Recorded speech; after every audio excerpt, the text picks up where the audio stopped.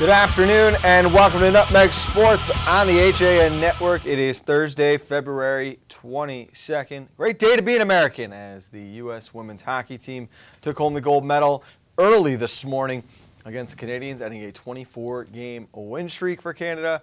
First time since 1998 someone else has won the gold medal. We also had the U.S. men's curling team taking down the Canadian national curling team in the semifinals. So lots of good things happening on the American side. And, of course, we've got a lot of excitement going on in our coverage of the 2018 FCX postseason. Happy to welcome in Kevin Coleman, John Kovac to Nutmeg Sports this afternoon. Boys. What a great game it was last night. We saw in the high school level, and then if you stayed up late enough, I know, Frank, you did. I stayed up to watch that shootout last night. What a fantastic performance that the women hockey players put on last night from Canada and the U.S. So an awesome performance and just a good night in girls hockey. I believe the way I phrased it on Coffee Break with Kate Chaplinsky this morning promoting this show was some exciting women's hockey. You didn't have to go to Korea to see it.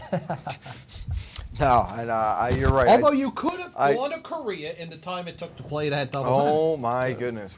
I started watching girls hockey at 6 o'clock last night. It came to conclusion around 2:30 in the morning, and it's still not enough. We got one more, at least one more that we'll have to tune in for. Let's start with that Darien New Canaan marathon in the night game. A late puck drop, and it was not going to stop these girls from playing what, in my opinion, was the best hockey game we've probably seen in the past 2 or 3 years now. Boys or girls. Oh, yeah. Boys or girls. Best hockey game, period. And it didn't look that way at the start. New Canaan comes in. They've already got 2 wins over Darien, and they put 2 on the board reasonably quickly. And they're up 2-0 here. Wow. I mean, it has the balance of power finally tipped. And then as you and I talk about all the time, Frank, the momentum swing that can come with a score in the final minute of a period. You know, it was a lot of back and forth. I felt Darien really dominated the later parts of that first period, the early parts of the second period, which is where they got things tied up. But you're right. At first you thought, wow, New Canaan, maybe this is their year. They're back on top. They're going to make, a mockery of Darien in this one and then go roll through Greenwich. But that's not the case. Kevin was down at ice level, and we've been saying this for a lot of our games, but it was so true last night. Fast. We saw a lot of young girls with a lot of speed. Physical. Those veterans were battling and grinding in quarters. The finesse, you saw some tremendous skill on display. And it was an absolute fight until the finish. Yeah, I'm glad you brought up the physical part because when you're down ice level, I'm sure the fans can agree who were in attendance last night. There was certainly speed, but the physical game really picked up. Not just, I think, as the game went on, of course, the double overtime, that's when things really started to pick up the physical-wise. But, man, both teams really came out to play last night. Both goalies, I thought, made some terrific saves. Oh, yeah. Blythe Novick and Haley Kreppen, they made some amazing saves for New Canaan and Darien. So they had a great performance that those two teams put on last night, and the physical game certainly was there. I thought I was surprised at how much they let go. And as that game wore on, there were fewer and fewer whistles, and you really saw some, girls being bodied off the puck, which you generally see that called a lot tighter in high school girls hockey. And it's interesting, just quickly want to add, it's a good game. When the referees even come over, they were coming over to me saying, man, this is a good game. This is fun. This is clean. I like that. This is a good, clean game. That's when you know it's a good game. Well, you got to know, everybody vilifies the officials. They do that because they got great seats and they get paid to be there. Oh, yeah. They were loving it last night. I bet. What wasn't to love? Let's take a look at the highlights from New Canaan's 3-2 double overtime win over their rival Darien. Thank you. Just walk me through that goal. How are you feeling right now? Like the adrenaline's insane, the excitement. It's like back come the Rams. Bruno taking this one in stride, looking to work up ahead. Curry to her left. That's where she goes with it, and the shot got blocked down. Bruno trying a couple of stuff attempts, and it's a goal! But coming across. And she's right back on it. Big shot, McCarthy, and the save made by Kreppen. Out in front, Curry scores! Down to 10, as up ahead comes Vandenbroek. Going wide around Sparks. Vandenbroek to the back end. Another save, it's in!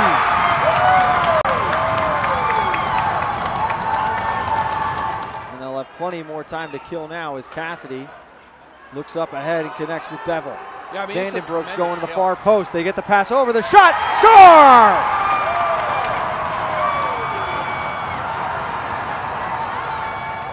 Free hockey on the HAN network as we get ready for overtime in the girls' FCX semifinals. Get one. Unlikely. We'll see a penalty short of assault or grand larceny. All the way to the net is Benson. Turnaround as it's loose in the slot. Poked far free by Dean, but a save made ultimately by Kreppen. Calling for it at the point was Kate Drugan. That shot just went wide. Trying to clear the zone, and now up with it comes Quincy Connell. Connell tried the curl and drag, drops it all the way, and now she's got a head of steam up the other way. Drops it to the middle, and that shot went wide of everything. Wraparound attempt by, that was Benson with it, still trying to shove at it. It's still loose, and now collected at the point by Eccleston. Great play that time by Vandenbroek, denying the wraparound. Eccleston working towards the slot, lets the wrister go, and Kreppen makes the sliding save.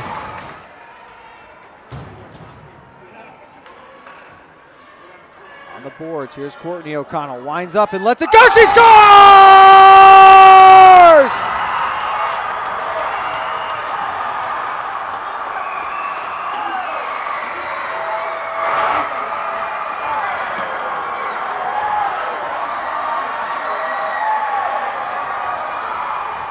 What a game. It's the freshman's 11th goal of the season, her 23rd point, and it will send New Canaan to the FC. There was Courtney O'Connell with the game-winning goal at the 13:31 mark in the second overtime. She caught up with Kevin after the game. Let's hear what the freshman had to say about her 6th game-winning goal of the season. Thank you. Just walk me through that goal. How are you feeling right now? Like the adrenaline's insane, the excitement. It's like I can't even describe it. It's insane. We worked so hard for that. It was insane. Now the third period in the first overtime and that second overtime. Just what was it like on the ice? It was insane. Like legs are burning. Everyone, but like you just have to win your battles, and like that will go a long way. You just try hard when you're out there, and it'll come to you. What was the crowd like on the ice for you guys just to play in front of this incredible crowd tonight? It's incredible. I'm so thankful. Like that's awesome. Like nothing's better than having them cheering you on. It feels so great. Now a quick turnaround. You guys got to take on Greenwich, the defending FCAC champions. How do you guys feel going up against the defending champs? I mean, we're angry. You know, we really want to beat them, and I think we deserve to. Man, like we beat Darien. We tried hard. I mean, just winning your battles, and I think we can get them. Congratulations. Thank you so much. Amazing goal. Thank you. Frank, back up to you. Courtney has 6 game-winning goals as a freshman. Kelly Benson has 5. Anika Curry has 5. All 3 freshmen. I was shocked Kelly Benson didn't have the game winner in the first overtime, and I was talking with her about it afterwards. What did she have to say after, if you don't mind sharing? Because, I mean, she came out and she, from puck drop for the first overtime, skated like, I'm going to end this myself as soon as possible. And she came really close a few times. I was really impressed by her effort. I caught up with her and I caught up with Coach Buellin after the game, and I was saying what a tremendous job Kelly Benson did. He pulled her over. Kelly, what did I tell you? This is Mr. Granito here, and he was saying that you should have been scoring in that first overtime 3 or 4 times, and she was all smiles, as were the Rams. What's going to get lost in this game? Because at the end of the day, you're going to remember the marathon. You'll remember the O'Connell goal. I thought both these goalies played incredibly well. It was a shame one of them had to lose. But you look at the performances by players like Kiki Tropsa, Sally Cassidy, Elise Morrow, Corinne Bevel, Shea Vandenbroek, this veteran group who has been through so much together. The partner combo of Cassidy and Tropsa, we played 78 or 73 minutes of hockey, easily was on the ice for 50 of them. No question. And I would say that's probably low, going low with it as well. And when they were out there, they never stopped having an impact. They single-handedly stopped a lot of New Canaan threats. They set up a lot of Darien's offense. They're going to be big skates to fill when they graduate. I mean, they really brought it. I mean, my hat's off to all of the girls who played in that contest, because that, from start to finish, was a tremendous game. And you know what? I'd love to see both you teams again March 10th at Bennett Rink. It would be a semifinal matchup. No offense, Lurch. In the state, they would be a semifinal matchup in the state tournament, and I don't know that the Rams are really looking to having to beat Darien 4 times this year. So the Rams on to the FCIAC championship. Darien, for the first time since 2013, will not play for a conference title. Who will the Rams take on? We'll find out next when we get back on Nutmeg Sports. Set sail on a summertime adventure with Sail Away Sailing School. Located in Captain's Cove Seaport in Bridgeport, we're sailing June 18th through August 10th. 2 sessions offered daily, Monday through Friday for ages 9 to 15. Have fun, make friends, learn to sail. Visit teamsailaway.com. At Pamby Motors, we're not worried about being the biggest dealership. We're focused on being the best. We're dedicated to giving you the best experience we can. The Pamby Motors team is here to help you choose the right Chrysler, Jeep, Dodge, or Ram in a friendly, pressure-free environment. And right now, during Ram Truck Month, get up to $14,000 off on all in-stock 2017 Ram 1500 pickups. Come in and see us for details. Visit Pamby Motors, Route 7 in Ridgefield, PambyZone.com. At Budget Blinds, we're in business to frame the light, the day, and the night. So we give you an exclusive combination of high style, expert service, our no surprises pricing, and our no questions asked warranty. We believe that everyone, at every budget, deserves style and service. Isn't that a beautiful place to be?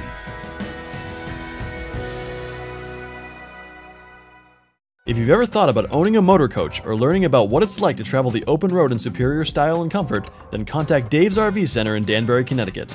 Offering the best quality Class A motorhomes from Newmar, travel trailers and fifth wheel lines from Surveyor, and a toy hauler line from Work and Play.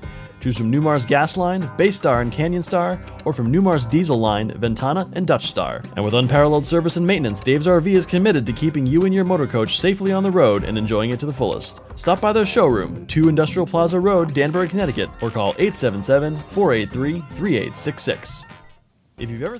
Back on Nutmeg Sports on the HA Network, wrapping up our coverage of the FCX semifinals for girls ice hockey. New Canaan winning the second game in double overtime 3-2 versus Darien. They will take on the defending conference champion Greenwich Cardinals, who cruised to victory 3-0 over Ridgefield in the first semifinal.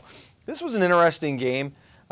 Ridgefield played well, and they took Greenwich out of their comfort zone and forced them to play down to the Tigers' speed, but I don't know after the first 2 minutes or so, John, there was ever a moment where Ridgefield really gave you this confidence that they were in the game. No. What I took from that, and Ridgefield did play well. I commend them winning what was essentially a playing game against Fairfield earlier in the week. They did neutralize Greenwich's speed, but I didn't see Greenwich really push its own speed a lot last night. I thought Greenwich played kind of a slow game for them. Well, they didn't really. I feel like they didn't do that until maybe the second period. I know they scored in the first period, but it seemed like they didn't really get to that next gear until the second and third period. I don't know that they ever got to the full gear that we're used to seeing from Greenwich. Right, and that's what Coach Lurchin was a little disappointed in after that first period. You know, he said, I want these girls to come out with a little more intensity here in the second period. They did, and they came out, they were a little more physical, but you're right. Greenwich... They were more physical, but were they the Greenwich that we saw against the Blades in the outdoor game? Were they the Greenwich that we became accustomed to seeing? And I think they still have that in the tank. I think there's still a gear or two that they can reach going into Saturday. Oh, I fully agree. They're kind of like the boys, too. The boys have a loaded roster. This girls team has a loaded roster as well. Deep bench, you know, good, you know, 1 and 2, the first 2 lines are excellent. You look at the pairing. I mean, Jenny Kelly is just playing out of her mind right now. She's playing great hockey. She's playing great hockey all season long for the Cards. So it's gonna be a fun matchup, I think, between the Greenwich Cardinals and the New Canaan Rams, just to see the speed and the physicality come on the ice on Saturday. It's gonna be a fun one to take a look at. Before we take a look at that game, let's take a look back on Greenwich's 3-0 victory in the semifinals. Looking over at the Greenwich bench, you see Coach Rourke talking down to his players, saying we got to cut that off, got to stop feeding passes. Looking over at the Greenwich bench, you see Coach Rourke talking down to his players, saying we got to cut that off, got to stop feeding passes, giving up passes in their own end, but a good opportunity here for the Cards. As they have the odd man rush, and Davey able to bury it under the crossbar, and the Redbirds on the board.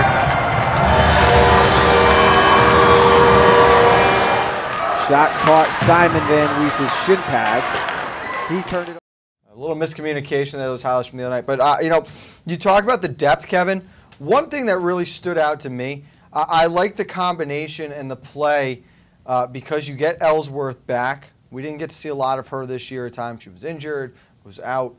She goes up with that top line. Her, Duffy, Finneran playing extremely well together. Fahey back now from that long stint on the injured list. She teams up with Jen Kelly and Emma Wingrove. Two really, really solid lines. But then that third line, you get Fukuchi along with Keaveney, and then you add in,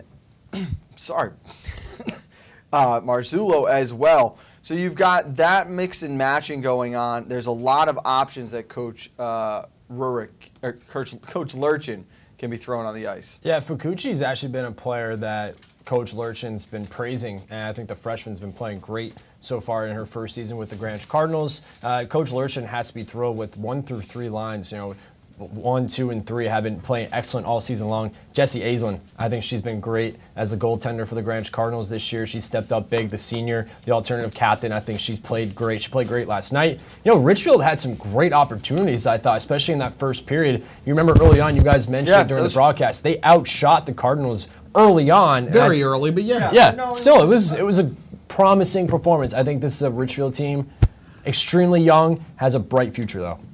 You add, what you're going to see in a year is you're going to add a 4th team to this mix of young, strong girls hockey programs in the FCAC.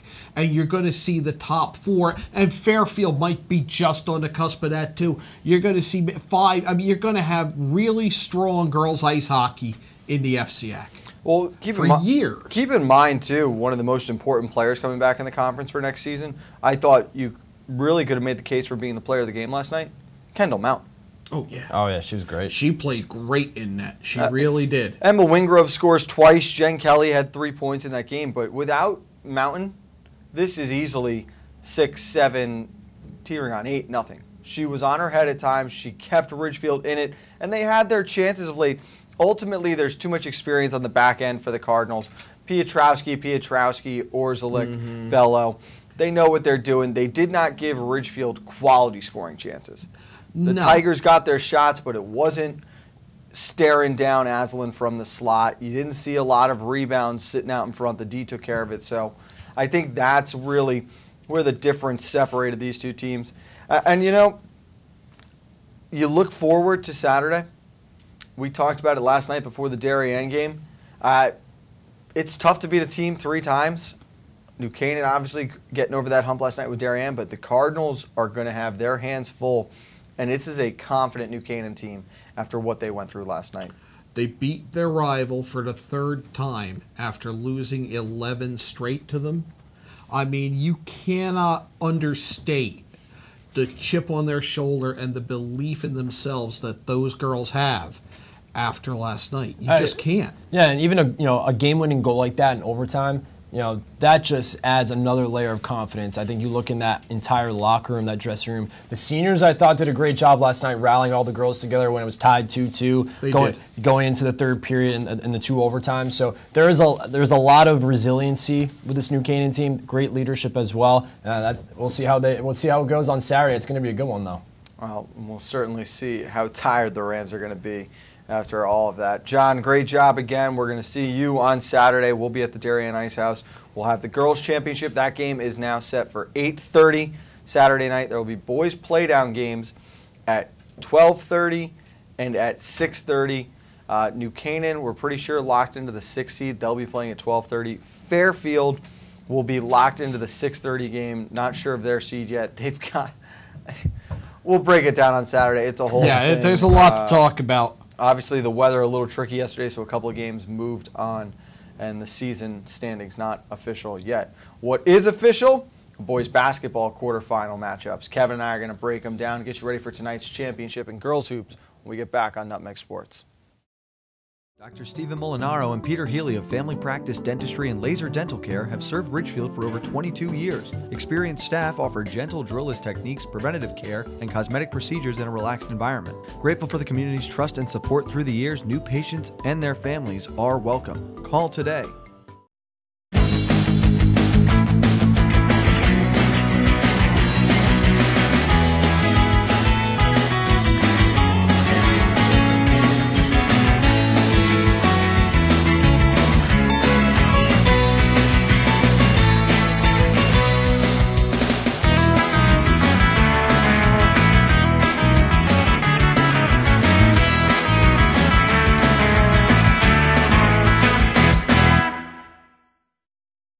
At Rings End, we say it's time to re-love your home, time to refresh and reinvigorate the way you live. And whether you're redoing something big or small, remember the letters RE stand for Rings End. We're the new model in home remodeling. Well, there's still a bite out on the water. Most anglers have decided to stow the gear for the winter. Just because Mother Nature isn't cooperating doesn't mean you can't see the latest models of all your favorite gear. With 2 convenient locations, it couldn't be easier to get your fix of summer. Boater, beach bum, fisherman, or simply love the New England coast, this is a unique place to shop. The Dock Shop, 51 Tokenique Road, Darien, 609 Riverside Avenue, Westport, or on the web, dockshop.com. Well, there's... Back on Nutmeg Sports on the HAN Network. Frank Granito, Kevin Coleman here, getting our look ahead to the weekend under control. Let's start with boys basketball. Kev, you will be at Fairfield Ward for all 4 of those games. Which one to you right now the most intriguing? I'll run you through them. You've got number 1 Ridgefield and number 8 Norwalk. That game will be in the 7 p.m. matchup. Number 4 Ward and number 5 Trumbull at 5. Trinity Catholic and Stanford at 2 p.m. and Danbury and Central at noon. I think you look at those 4 games, those are all really intriguing matchups. Obviously, the Stanford City rivalry in the quarterfinals is a pretty cool matchup to look at. That game's going to be at the second game at 2 p.m. between Trinity and Stanford, the 2 versus the 7. I think Danbury Central is going to be a good game. That's going to be a fast-paced game as well. Ward, Trumbull, 2 teams very athletic, intelligent basketball players on the floor. And for Ridgefield Norwalk, I was curious to see last night where the seedings were going to fall. Because if Ridgefield got Central, I think that would have been a cause for alarm for the Ridgefield Tigers. I still think this is going to be a tough matchup for the Tigers, still sitting at the 1 seed. They fell last night to Ward by 2. Sean Conway with a buzzer beater at the Den. Not an easy place to play, so a good win for the Mustangs last night to finish the season. But I think to answer your question, I'm going to go to 2-7. I think I'm going to go Trinity-Stanford. That's the game I'm most looking forward to. It'll be a lot of fun. You get the city rivalry going back again. I think Central will have a chance against Danbury. Yeah. I like the athleticism for the Hilltoppers there. Ward and Trumbull. What an interesting matchup this is in that 4-5 spot, both with how high they were early on in the year, back to where they are now. The up and down ebbs. Trumbull before the start of this week was the 9th team and on the outside looking in, Cap. I don't think a lot of people had even faith and Coach Buddy Bray and his team to get into the tournament. Beating Danbury like that this past week, a huge win for the Trumbull Eagles. That spoiled everything for the Wilton Warriors. They're out now. So you look at the Trumbull Eagles, what a way to finish off their season. A lot of people, those last 6 games or so for the Eagles, a lot of people looked, and that wasn't an easy schedule. Going 3-3 and going 500 in those 6 games, huge plus for the Trumbull Eagles in order for them to punch a ticket to the FCIAC tournament as the 5 seed. Not an easy matchup against Ward, though. No. Especially, it's going to feel like a home game for the Mustangs sitting there at the 4 seed, but that's going to be a cool atmosphere. And I want to see how Coach Buddy Bray decides to come out and play defense with Sean Conway. I mean, easily one of the top players of the year in Connecticut boys basketball. So Sean Conway is going to be a big player in this tournament, I feel. Dropping 40 points last night in the Tigers. He's a good player. But Ridgefield, Norwalk, that 1-8 matchup, you've always got to give Coach Tommy Keys and the Bears a fighter's chance here. I think Ridgefield's got too much. Brendan McNamara, again, we talked about this before yesterday's girls hockey games. In these tournaments, your best players have got to be the best player on the court in these big games. McNamara, Conway, Damon Williams, for Trinity, it's got to be Contavio and Moise. You know, that's nice to have that 1-2 kind of combo. Denali Burton, DJ Fulton. These are the guys you've got to step up. Tevin St. John, you've got to step up and be the impact player to carry your teams here. So those games are on Saturday. You will be there. All 4 of them will be on the AGN Network. Tonight on the AGN Network, we've got the FCX Championship Girls Basketball. Number 1, number 2. Trumbull looking to win their 2nd consecutive FCX Championship. Wilton trying to win their 1st since 1989. Best players having to be the best player on the court. Who are the 2 tonight that need to step up? It's got to be Julie Keckler and Claire Golbin. The 2 I thought played tremendous in the semifinal games. And you know what's interesting? You can pick a lot of players from both teams, I think, easily to be the player to keep an eye on. But I think you look at those 2 players, captains, obviously, they're the ones who are really vocal in the locker room, in the huddle.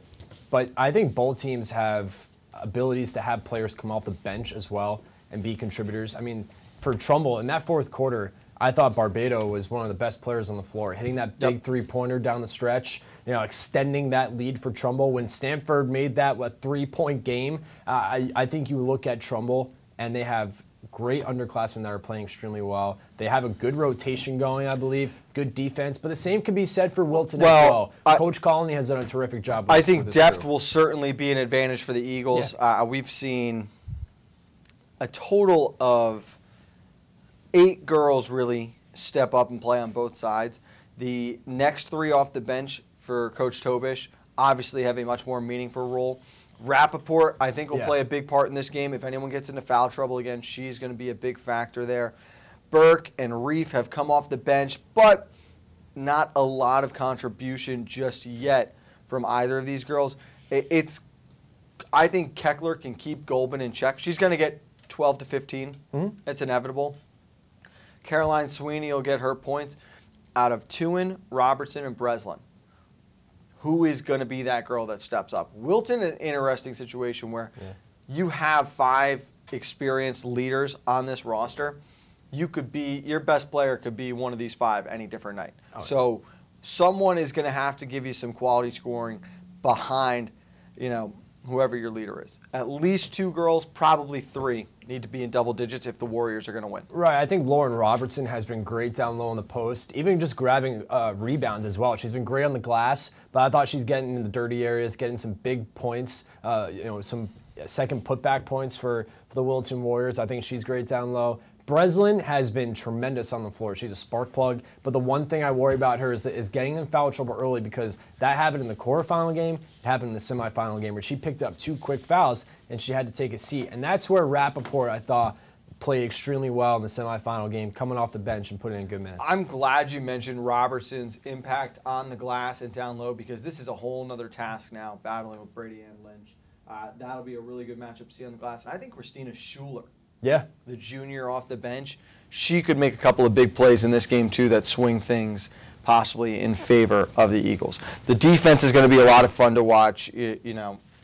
The press and the trap of Trumbull versus the ball handling of Wilton. The passing has been phenomenal.